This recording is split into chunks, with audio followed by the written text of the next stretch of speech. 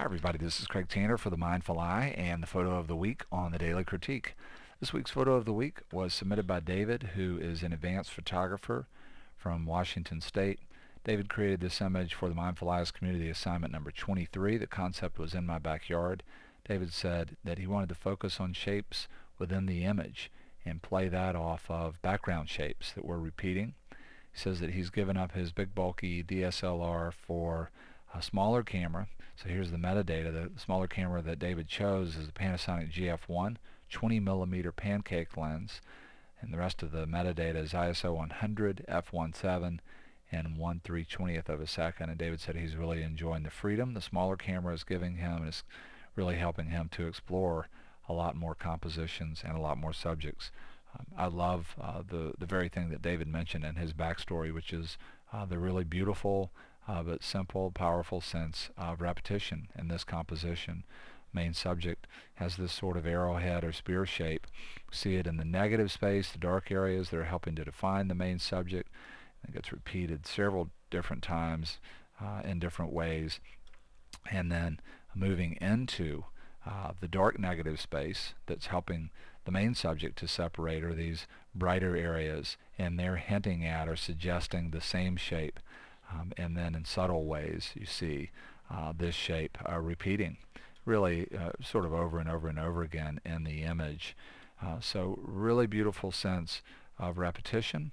I'm really enjoying real powerful sense of shallow depth of field here at f1.7 and being very close to this subject, and also just really enjoying the juxtaposition of the feeling of different textures. This sort of very feathered, kind of filigreed feel of what looks like a plant that's budding somehow, and then this other feeling of the out of focus space shapes that are in the background. The other thing that I really like about this image is that from a tonal standpoint, it has the feeling on my monitor of a fine art platinum palladium print. A lot of that just has to do with the grays and sort of how open the shadows are. And to me, that's really beautiful. One of the things that you might do thinking about that, if you're just getting into photography, you might get a history of photography book, or maybe go to some kind of a show that has a collection of all kinds of photographs, and you could look at different types of printing, different ways that photographers have worked with process and the history of photography, and that might inform how you process your images in the digital darkroom, and may give you some ideas about processing in the digital darkroom and also printing. One of the things I love about the story here of David's image is just the idea of picking a smaller camera so that photography can be more accessible, and love the fact that David is just saying this has really freed him up. Just a really beautiful image. There were so many amazing images that were submitted for this assignment, and so pretty quickly now I want to look at other images. Some of these could be photo of the week, and they might be in the future. It's really sort of hard to just put one image this time. I want to say a couple of things that I like about the rest of the images, and of course let you know who submitted them. Just love this backyard shot from Peter, who's a beginning photographer from New Mexico. It's absolutely fantastic subject and a really beautiful quality of light. It looks like a road back here in a long exposure, and these are car trails, and this looks like, who knows, light from the house or maybe a street light. It's really beautiful quality of light, stunning colors, great moment. One of the things I thought about when I looked at this image was just the phrase sort of blanket of snow, and how the wind-blown snow here, maybe some of it is melted. It's just created this shape that almost looks like a blanket that's sitting on the hood of the car. And I love the juxtaposition of the plants and the sort of natural movement of line with the man-made geometry of the car. Really love this image. This was submitted by Mark, and if I can find the email submission here, I wanted to talk about this one for just 1 second. Here it is, because Mark worked on this image. Sounds like he was sort of an assistant to his son, who put together a first grade science fair project. They built a homemade box camera, and I'm assuming maybe it's a pinhole camera, because he said that the exposure here was 10 hours long. And One of the things that Mark said was, well, this is just sort of a first attempt and maybe it's not much of a photograph, but I think this is amazing. I think it has a big psychological impact on me. I don't know if it's a combination of diffraction from pinhole camera and maybe a lot of movement, but I love how abstract this is. I love how ethereal it is. When I look at this, I get the sense of a bench that's out here in the snow. The imperfection in the print here and over here makes this look like maybe a found photograph that's very old.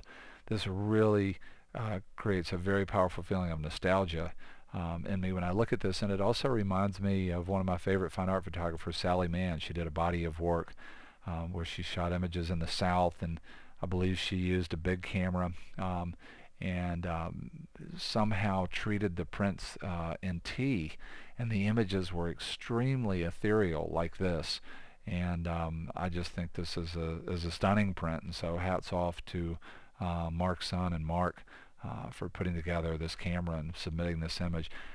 I then just chose a run or a selection of pictures of people made of birds in their backyard. There were just some stunning shots when I go through these now.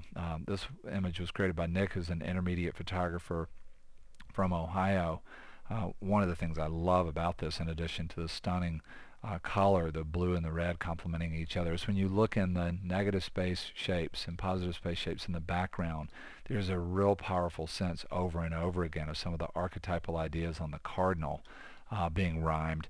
I think that's really beautiful, stunning quality of light here too, and I love what's happened with either shooting through some branches and they're going out of focus. It almost looks like shadows that have been projected on a background behind the bird. Love that kind of abstraction. This image was submitted by Jan, who's an intermediate photographer from Pennsylvania. I love the juxtaposition of the stop motion and then implied motion with the snow falling. And I love the gesture here with the bird. It almost looks like this blue jay is sort of in awe of the winter that we're having. I know I am. Love the RGB color triad that suggested here. Really beautiful use of shallow depth of field in both of these images and a lot of the bird images. Another really beautiful bird image submitted by Vladimir, who's an intermediate photographer from Massachusetts. Really great image to look at, to think about harmony of color and analogous colors, so colors that are close to each other on the color wheel. And another image that shallow depth of field is powerful, and also rhythm and repetition. It's just absolutely wonderful how the texture and the pattern in what looks like maybe an old fence post or something that this bird is sitting on, how it repeats the markings on the bird, and also then in a very big pattern way. This is almost like taking the pattern here and then blowing it way up and putting it out of focus. Just fantastic here in terms of harmony of color, analogous color, and also repetition. Another really powerful image submitted by Frank, who's an intermediate photographer from Georgia. Winter image with the snow falling and shallow depth of field.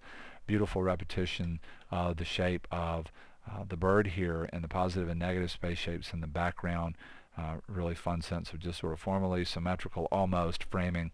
And then finally, a shot from Kurt, who's an intermediate photographer from Minnesota. Hard to believe that this is in somebody's backyard. Really beautiful side light. A lot of beautiful earth tones and kind of harmony of color, and just a little bit of reflected blue then coming in and complementing the burnt reds and oranges, very muted warm tones. Some amazing bird shots, just a lot of really amazing images, and in some respects this doesn't surprise me to see this assignment bring in so many great images. One of my photography mentors a long time ago said, what you really need to start with if you want to be a photographer are the things that are available to you. Don't fall into this trap of thinking that photography it only happens when you get somewhere that's amazing. Everything is amazing, and if you make a list of all the things that are accessible to you and then have your camera more often than not, then you'll be very creative, because you'll have a habit of engaging what's available, and you'll also start to see in a more powerful way. You won't wait to turn on from a creative standpoint when it's very obvious in front of you that it's something beautiful like a state park or national park. We go to those places in our workshops, and I love to go to those places, and I love to photograph in those places, but there are amazing photographs all around us all the time. But we're not going to create those photographs if we don't start to just appreciate what's available to us. And so I want to say a huge thank you to all the inspiring submissions that were created for this assignment in my backyard, and want to say a big thank you to David for the photo of the week, and a big thank you to all of you for being here. Hope to see you again real soon on the Mindful Eye.